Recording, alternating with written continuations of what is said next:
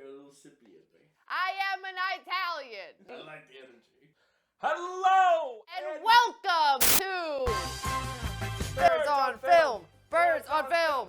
Birds on Film. I'm Bandit. You're Smokey. I'm Bird. Oh, shit. I'm Big Dustin Wilson, joined as ever by my co-host, my co-bird, Miss Erica Lee. This is the second part to our Smokey and the Bandit Two-part series. We had to split it up because 1 is so good it needs its own video, and 2 and 3 are so shit we could cram them together. These are all 3 years apart. Very strange. Yeah. Seems like no time at all. No, but... So whereas there's a lot of time between Minions and Minions 2. Very true. Well, okay, so needless to say, I don't think they had much... No, because they rehash almost every joke from 1 in 2 and 3. Well, I said it before, and I'm gonna say it again. There ain't no way that you could come from my loins. The issue is with, like, especially Jackie Gleason's lines, is in the first one, they didn't feel like catchphrases. There's no way that you could come from my loins. This character is saying something he believes. Soon as I get home, the first thing I'm gonna do is punch your mama in the mouth. And then when you hear it again, he's like, saying it for the camera. I'm going home and kick your mama in the butt. It doesn't have the same stick as, like, other catchphrases that characters say. Very canned. Yeah. You can picture him getting a paycheck right after he says that line. Call him, like, poop dick or something. He does say moose twit or moose tit a few times. Something. He says bubble butt 2 times. He says possum's pecker, I think, more than once. Penguin's pecker. He uses pecker a lot. Recycled jokes aside, it didn't have the same heart as the first. Shut up, you shit. You barrel of monkey nuts. It feels like a bunch of people were like, oh, we're really good at improv. Colin, Ryan, and Wayne with the help of Laura Hall. And then they start with the base layer. And it's like, what can we do next? Oh, they're going to get an elephant. We got the elephant. Oh, we're going from the elephant. Now we have a funny Italian talking man. Salute! So I see what you're saying. At first I was like, I disagree. I don't think it feels improv at all. I feel like it's all these people just getting their checks cut. They're like, I'm reading the line, thank you, I'm done for the day. But the plot of the movie. Yes. I need a suggestion from the audience. And what we need from the audience is a sort of profession that you normally don't sing songs about it. What's in the crate? What's in the crate? Oh, an elephant? Okay, big crate. Okay, big crate. Yeah. Crate. It's a big crate. It is. And then, Dom DeLuise playing an Italian gynecologist. We need a profession. Butcher. And then we find him, we meet him in an ambulance where he's having his lunch, he's drinking wine and eating a sandwich next to a patient in an ambulance. They put no sense of urgency. Puts the wine bottle right on the patient. Like he's got his schlong out. It's so ridiculous. But it is like, it's halfway charming, right? Because I'm like recalling this and having a lot of fun. I'm like, oh God, that was hysterical. But while I was watching it, I was like, this is cuckoo. Wait. We didn't even talk about the opening of the film. Oh my God. Where we have the sincere moment of Bandit being washed up. We heard talk of the Bandit slipping. Gone into the shit house is the exact phrase we heard. Okay, that makes sense. This seems like something that a sequel would naturally come to, right? Right. Hero's got to come up. There was he was on cloud 9 at the end of the first one. He's got his girl, he's got his friend. What better way to take this folk hero that we built up so much the first one, put him all the way down. Kick him in the nuts, roll him up in a carpet, throw him in the river. He's drunk. It's like rock bottom. Like, it's really depressing.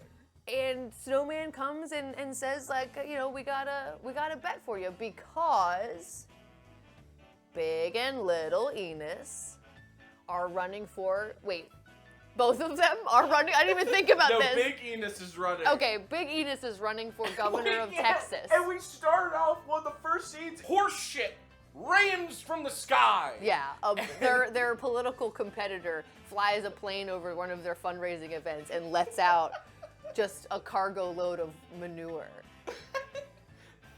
That is respond with, let's dump orange paint. Which, honestly, like, he could have done better. He could have done better. When it first dropped, I thought it was blood. I thought they were dropping, like, chicken blood. I thought they were dropping, like, chicken blood on the event. And I was like, that's crazy. The governor is like, this has to stop. Yeah, the incumbent is like, I'm not endorsing anybody. Y'all get the fuck out of my office.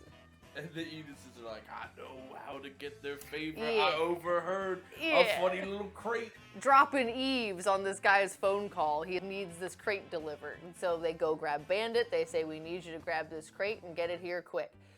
Bandit's disheveled. How do we get him back? We bring in Frog. We learn they've broken up and she is once again marrying Junior. Imagine trying to marry that floozy for a second time. Like, horse manure and, like, paint and shit is like, starting up high. It's like, what the fuck is happening? We take it low with, like, some, like, dramatic shit. A super depressing look into the life of an alcoholic. It's like, oh, Frog is marrying the same fucking person. Lurch. A joke about a milking machine with no cow? That could only mean one thing. So they're at the altar, and a phone rings in the church, and somebody picks it up and says, it's for you. The priest walks like 2 feet away from the ceremony. And then leaves Junior right at the altar again. And as she's leaving the church, who pops up with the blicky? Oh my God! Yeah. Buford T. Justice fucking gun on pulls her. his piece on her. She just walks past him. And then another, this leads directly into another ridiculous through line of this movie where all of a sudden this beeping starts.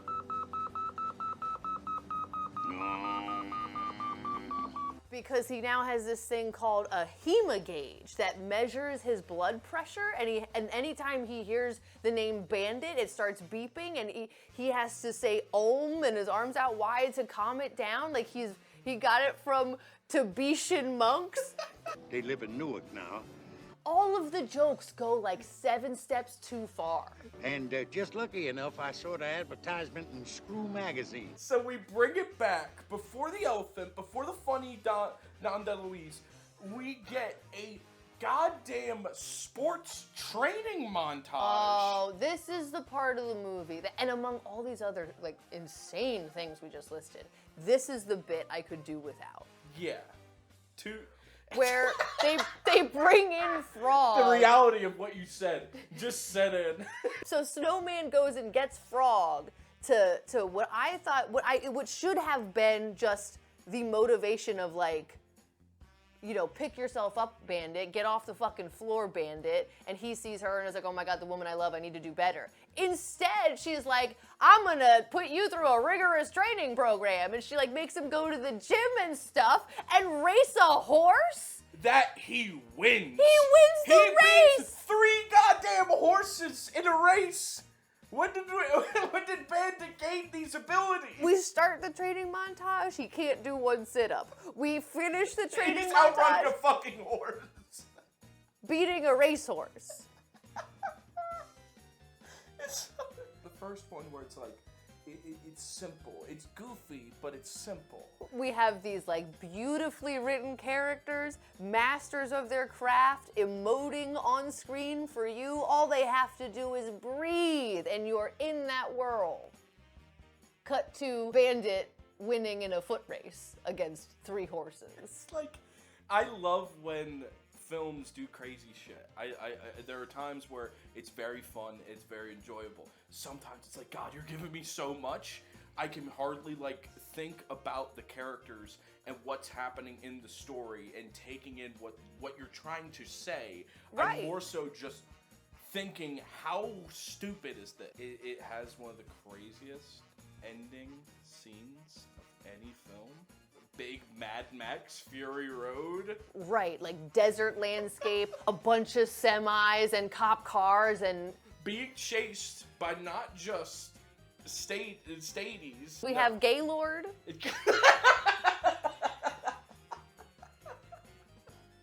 Also, I want to make it clear that Jackie Gleason plays 3 characters in this film. Out of nowhere, not built up. We didn't need it. all. We didn't need No. it. He needs to call for backup. So who does he call? But his relatives, Calls Gaylord and what's the Mountie name? All I can think about is the entrance with the 2, where they're dubbing. They're both not singing it. They're just mouthing it, and it's absurd. So bad. Get the shot of all 3 of them next to each other. You've got the Canadian, you've got Gaylord who is gay, That's and then it. you've got Buford T. Justice, and he's like, oh, we haven't been together in 20 years, let's take a picture. What? And so you've got like the fleet of lawmen behind all 3 of them chasing down a fleet of semis. It's insane. This crazy shot. Metal on metal, just fucking Crash, banging this boom, shit. bang. And the Buford T. Justice car breaks down in a similar way to the first movie where it's like losing parts of it and it ends up like crinkled. So it's like, and it's still driving, which is super cool. Then we go to the 3rd one, which you think it's gonna be more scaled down. Right. You think maybe they'll recognize their mistakes and not do too much hokey shit. Except, well, they couldn't get Burt Reynolds and they couldn't get Sally Field. God, I want to know why. They have, Jackie Gleason and Jerry Reed doing their best. So the 3rd one, the Enuses. The Enuses are back. Crash the retirement of Justice. Right. Buford T. Justice says, I'm gonna retire. Like a patent reference for no reason. And then it says, you can't drive. Miami to Austin? Or Yeah. is Miami the second movie? No. Yes. You can't drive that distance with this fish. This is the fish. They just put a giant fish on the top of his car. That's because it's an advertisement for their new restaurant chain. And Buford T. Justice goes, oh, I see what you're doing. You're trying to humiliate me and think that I won't take this easy bet just because of that. Well, I'm gonna do it. And it's like the dumbest logic for a nothing bet. And like the motivation, it's just so flimsy. And we're driving, and the whole film is just them driving to this place and consistently being stopped. Because the Enuses are setting up traps and roadblocks because it's not a hard task. Yes. And then when they get through a few of them, they're like, oh, I guess we gotta call in backup, and that's when they call Snowman to act as They call Snowman to disguise himself as Bandit. and that will serve as a distraction to Buford T. Justice, but which is like not a bad No. thought, right? But the way they do it, they make Snowman is like so excited to get his shot at being Bandit, which does not ring true for me to the character of Snowman at all. In the second one, even the second one, which like has issues with character motivation, like Snowman is actively fighting against what Bandit is. Yeah, right? he's not on board with the glitz and glamour and like rock star sort of attitude that Bandit has. There's no hint of, I'm jealous of this person living in his shadow, wish I could be the ace, wish I could be the Bandit. There's none of that in either of the first 2 films. And so for him to just be giddy over his chance at being Bandit just seemed so wrong. Doesn't make sense. Way and too then much. we have to have the female in the car. Oh my God, the setup to get this chick in the car. Holy shit. We spend how long at this car lot? Too much. It's like 5 minutes. 5 minutes, I would say. Entirely too long. And it was like weird. Yeah, it felt out of place. It felt like we were in a completely different film. So 3 and 2, and also 1 at points, extremely sexual. And like 2, there's like a little bit of it. There's some like funny dick jokes. Well, as you can see, Bandit, I got my piece in my hand. You got your what in your hand? Yeah. 3, there's just nudity. There's like 3 or 4 orgies.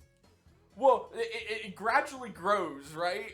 But it's like you have, they didn't go from like somebody practicing sleight of hand to like a couple making love on their wedding night to a leather-clad orgy. It's like orgy. It's like a dude with like 3 chicks. Oh, that's nasty. You go to the next room, a sex dungeon in like a hotel.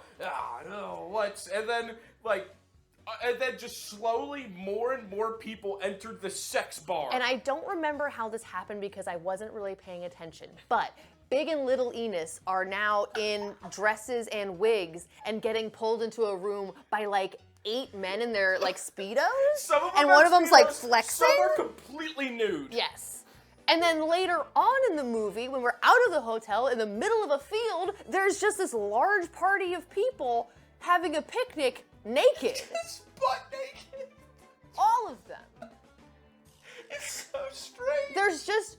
it was PG. PG! Parental guidance. 1983. PG. Son, you can come to the movie. I'm just letting you know. There's gonna be car accidents and boobs. Yeah! There's no better way to describe. Nothing has ever fit the term gratuitous nudity like this film. Because there was truly no reason. If you watch the first one, and then imagine in your head that there's gonna be a scene where Junior is like in his boxers next to a topless woman who's just like, Junior, your dad's really mad. She's really pissed. She's really upset. But in the first one, we have that trailer, the pink trailer that the cops are going to. So there's 2 prostitutes and they have a CB radio and they're like letting Bandit know that they've like, you know, they're keeping the cops busy. Yes. Awesome. And they're like in lingerie or whatever, yes. But like, it makes sense. You've been seeing these other people with CB radios the whole movie, and they're all, you know, very different looking people. In this movie, there's just naked people everywhere for no reason. And then Buford T. Justice handcuffs himself to a nice looking lady, and they get stuck in a window face to face as Junior's trying to pull them out, and they're just humping. Just shot a Jackie Gleason going to fucking town. Like, sweat it's dripping crazy. down his fucking face. Which, if that was the only sex gag, perfect. Yeah, funny. But like, we just got done seeing 4 different orgies. The main thing with 3, and at points too, it's like, we get these stunts, but I don't care. There's like a big tanker full of milk, and they drive their car through it, and like the Big and Little Enos are soaked in milk now, and like it does look really cool. Yes. It is a very cool stunt. It's very funny. Is there a reason to cover anyone in milk? No. This is the second time we talked about characters being covered in milk on birds. Oh God. It definitely, I'll take this scene over Boss Baby. Boss Baby is at the bottom of the list. Both equally sexual. I look clever, boy. I think I really liked one scene in 3. The scene with Justice and Bandit at the end. Whoa, you liked that? Okay, wait. Okay. Wow. It was stupid. Yeah. It's very silly, very dumb. He goes to Snowman disguised as the Bandit, saying what we said not too long ago in the last review of the dynamic of Wile E. Coyote, the Roadrunner, you know, Elmer Fudd, Bugs Bunny, all these equivalent characters, you need a rival. Yeah, he gives this beautiful little, mini speech about how they need each other, and if they beat him and he leaves, he retires, like, what do they have? And when he looks at Bandit, it's Burt Reynolds.